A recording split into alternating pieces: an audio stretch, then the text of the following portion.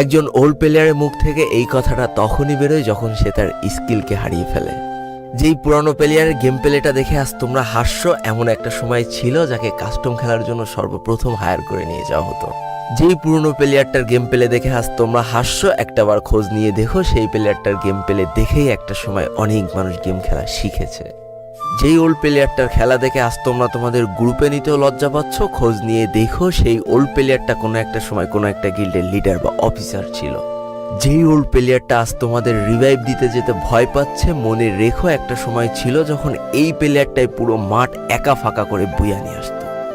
যেই নতুন প্লেয়ারগুলো শুধুমাত্র ডাইনামিক ডুয়োর সাথে গেম খেলার জন্য সারা রাত জাগো, তোমরা মনে রেখো যারা ওল্ড প্লেয়ার ছিল তারা সারা রাত খালি ট্রেনিং পিটাতো নিজেদের স্কিল ভালো করার জন্য।